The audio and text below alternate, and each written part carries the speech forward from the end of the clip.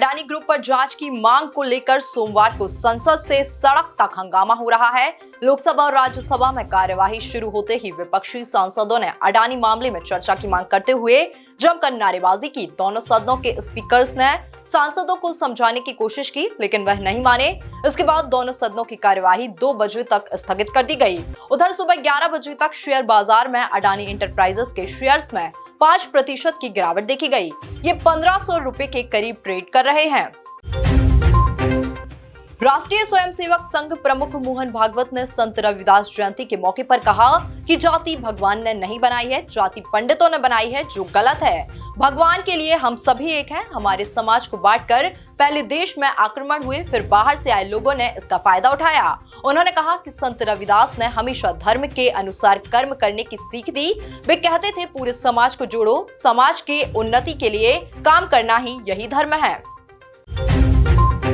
इंदौर में धार्मिक नारेबाजी के आरोप में पकड़े गए हिंदूवादियों की पैरवी कर रहे वकील को जान से मारने की धमकी मिली है। इन आरोपियों ने वकील को उदयपुर की तरह सिर तन से जुदा करने की धमकी दी थी। बाइक पर आए इन दोनों धमकीबाजों के सीसीटीवी पुलिस ने जुटा लिए हैं।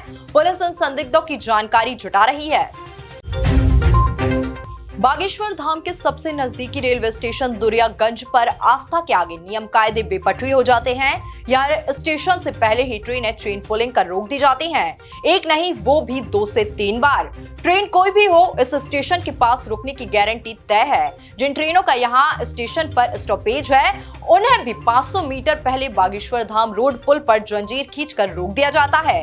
इतना ही नहीं, रेलवे के इस रूट पर हर दिन 90% यात्री डंके की चोट पर बेटिकट यात्रा करते हैं। उज्जैन में महाकाल लोक के लोकार्पण के बाद महाकाल का खजाना खूब भरा है। जितना दान पिछले साल भर में नहीं आया, उससे ज्यादा 2-3 महीनों में आ चुका है। जानकर हैरानी होगी कि साल 2021 की तुलना में 2022 में दुगने से ज्यादा दान आया है। इसका सबसे बड़ा कारण महाकाल लोक के लोकार्पण के बाद भक्तों की संख्या में बढ़ोतरी है। वीकेंड में तो ये संख्या 3 गुनी हो गई है। महाकाल मंदिर समिति को वर्ष 2021 में 22 करोड़ 13 लाख रुपए का दान मिला था, जो 2022 में बढ़कर 46 करोड़ 51 लाख रुपए पहुंच गया है। देश में इन दिनों रामचरितमानस की चौपाइयों को लेकर जहां विवादित बयान दिए जा रहे हैं, वहीं मध्य प्रदेश के रतलाम जिले में एक गांव ऐसा भी है जहां रामचरितमानस का अखंड पाठ कर ग्रामीण सामाजिक समरसता की मिसाल पेश कर रहे हैं। गांव में दिन हो या रात, हर वक्त आपके कानों में रामायण की चौपाइयां सुनाई देती हैं। रतलाम के पंचेड़ गांव में बीते 7 साल से रामायण का पाठ जारी है। गांव के लोगों ने इसके लिए 130 लोगों की टीम बनाई है, जो अलग अलग शिफ्ट में गांव के शिव और हनुमान मंदिर परिसर में अखंड रामायण का पाठ करती हैं।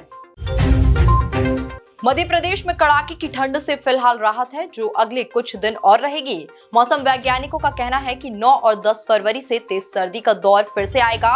फरवरी में ठंड के पारे में उतार चढ़ाव चलता रहेगा। प्रदेश में न्यूनतम तापमान 5 डिग्री से ऊपर आ गया है। नर्मदापुरम में सबसे कम 6.6 डिग्री रिकॉर्ड हुआ। सबसे ज्यादा न्यूनतम तापमान सागर में 15.8 डिग्री रहा। पूर्व क्रिकेटर विनोद कांबली फिर से एक बार मुसीबत में फंस गए हैं। उनकी पत्नी एंड्रिया ने मारपीट का आरोप लगाया है और मुंबई के बांद्रा पुलिस स्टेशन में उनके खिलाफ एफआईआर दर्ज करवाई है। एंड्रिया ने अपनी शिकायत में कहा है कि उनके पति विनोद कांबली ने शराब के नशे में उनके साथ दुर्व्यवहार किया और मारपीट भी की है। हालांकि मुंबई पुलिस ने अभी तक कोई गिरफ्तारी नहीं की है। बॉलीवुड के सबसे चर्चित कपल में से एक सिद्धार्थ मल्होत्रा और कियारा आडवाणी 7 फरवरी को जैसलमेर में खूबसूरत डेस्टिनेशन वेडिंग करने जा रहे हैं। दोनों ने पिछले 3 सालों से अपना रिश्ता राज रखने की हर मुमकिन कोशिश की, लेकिन पेपराजी और को स्टार्स ने उनके रिश्ते से पर्दा उठा ही दिया। साथ में न्यू ईयर वैकेशन मनाने से लेकर एक दूसरे के पेरेंट्स से मिलने तक इनका रिलेशन बेहद रोमांटिक रहा है।